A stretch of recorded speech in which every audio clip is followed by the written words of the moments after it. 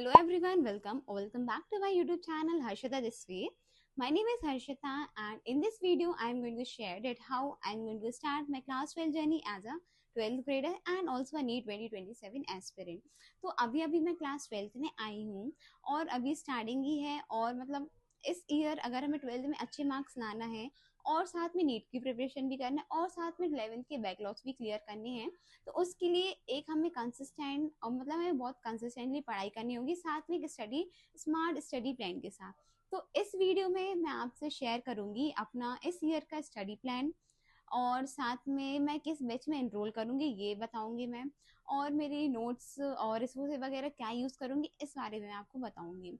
तो चलिए वीडियो को स्टार्ट करते हैं। तो सबसे पहले हम बात करते हैं हमारे ईयर प्लान के। जैसे कि हमें पता है हमारा लास्ट एकेडमिक ईयर है क्लास 12, इसमें हमारे बोर्ड्स भी रहते हैं, साथ में हमारे प्रैक्टिकल्स और बहुत सारी चीज़ें, और साथ में जो जो नीट एस्पिरेंट हैं तो उनके भी हमारे एग्ज़ाम वगैरह हैं, और जो भी जिस कॉम्पिटिशन की तैयारी कर रहा है तो उस चीज़ को लेके हमें तैयारी करनी पड़ेगी। क्योंकि एग्ज़ाम बोर्ड का एग्ज़ाम तो हमारा रहता है मतलब फरवरी या मतलब मार्च, फरवरी या मार्च में रहेगा, और जो हमारे नीट का एग्ज़ाम रहता है वो हमारा मई में रहेगा। तो उसके अकॉर्डिंग हमें सिलेबस कंप्लीट करना पड़ेगा, पूरे बैकलॉग्स क्लियर करने पड़ेंगे और उसके अकॉर्डिंगली हमें प्रैक्टिस भी करनी पड़ेगी।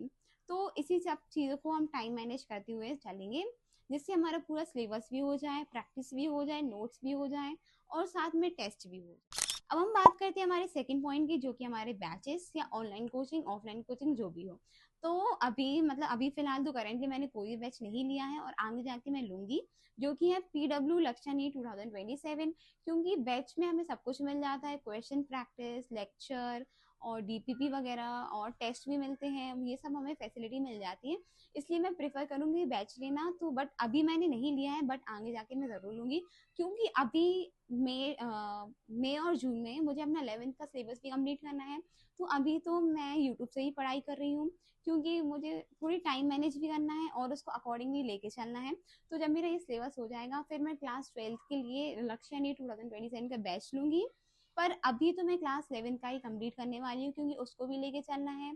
क्योंकि पिछले साल तो कुछ पढ़ाई नहीं और वो तो बर्बाद थी, वो तो थी 11 बर्बाद, उसको तो खैर छोड़ो ही।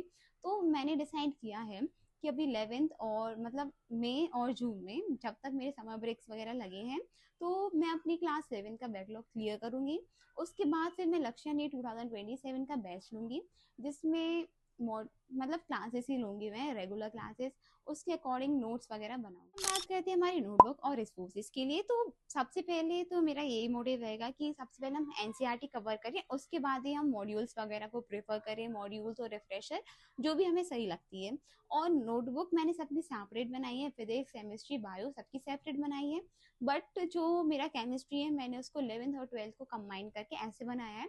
जो मेरी फिजिकल केमिस्ट्री है उसको मैंने एक सिंगल बनाई है 11th और 12th दोनों को मिक्स करके। और जो मेरी इनऑर्गेनिक है उसको मैंने क्लास 11th और 12th की सेपरेट एक मतलब एक सिंगल बनाई है। और इनऑर्गेनिक केमिस्ट्री के लिए भी मैंने एक सिंगल कॉपी बनाई है 11th 12th दोनों के लिए।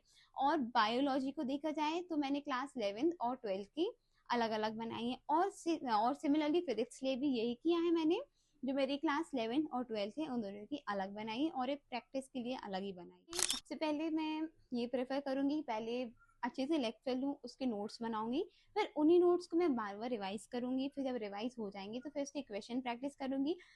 और अभी तो मैं ऑनलाइन ही प्रैक्टिस करूंगी, बहुत सारे जगह क्वेश्चन वगैरह मिल जाएंगे। फिर जब मेरा ये सब हो जाएगा फिर मैं बाद में मॉड्यूल्स वगैरह लूंगी, बट अभी तो मैं एनसीईआरटी पे ध्यान दूंगी और यूट्यूब वगैरह से ही पढ़ाई कर रही हूँ तो वो मैं आपको बताऊंगी।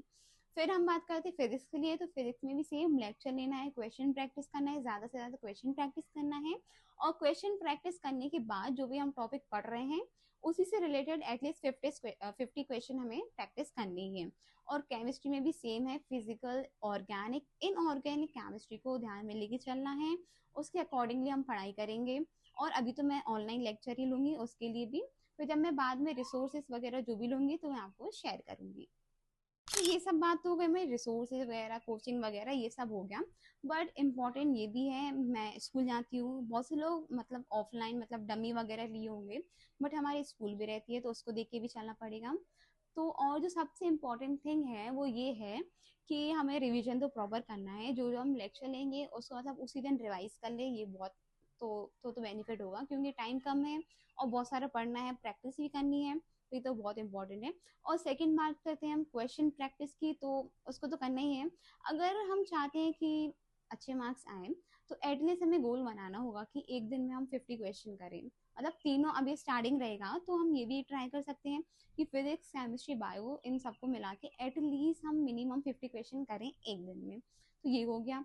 और नोट्स और बैकलॉग तो करना ही नहीं है भाई, बैकलॉग करना ही नहीं है। अगर हम अभी पढ़ाई नहीं करेंगे तो अगले साल 2027 है ही, और फिर हमारे नीट एग्जाम भी है, फिर कब पढ़ेंगे? या ड्रॉप लेना है क्या? ड्रॉप नहीं लेना है, ऐसे ही मतलब टाइम मैनेज करके पढ़ाई करनी ही पड़ेगी। तो ये तो हमारी नीट से रिलेटेड भी था, और बोर्ड को भी लेके चलना है तो उसके लिए हमें मतलब राइटिंग प्रैक्टिस करनी पड़ेगी, क्योंकि उसमें पूरा थ्योरेटिकली आता है। तो उसके लिए हमें डेरिवेशन की प्रैक्टिस करनी पड़ेगी। अगर ऐसा भी हम कर सकते हैं कि जो भी हम फिजिक्स में हम पढ़ रहे हैं तो उसको लेके हम डेरिवेशन वगैरह भी करते जाएं, तो इससे हमारा ही बेनिफिट होगा, है ना। और बायो में भी सिमिलर, जो हम टॉपिक पढ़ रहे हैं उसके क्वेश्चन लगाते जाएं, और जब हम थ्योरी पढ़ेंगे उसको एक एक बार लिख के देख लेंगे तो हमारी रिटर्न प्रैक्टिस भी हो जाएगी, जो कि हमें बोर्ड में बहुत हेल्प करेगा। और सिमिलरली केमिस्ट्री में उसके लिए तो भाई याद करनी पड़ेगी, और न्यूमेरिकल वगैरह के लिए पूरी फॉर्मूला शीट याद करनी पड़ेगी।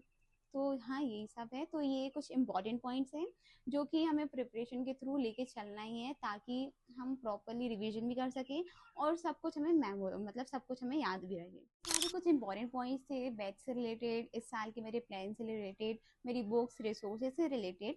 तो इसी तरीके से पढ़ाई मैं करने वाली हूँ। And yeah this is pretty much for this video. अब हम मिलते हैं नेक्स्ट वीडियो में। Till then bye bye.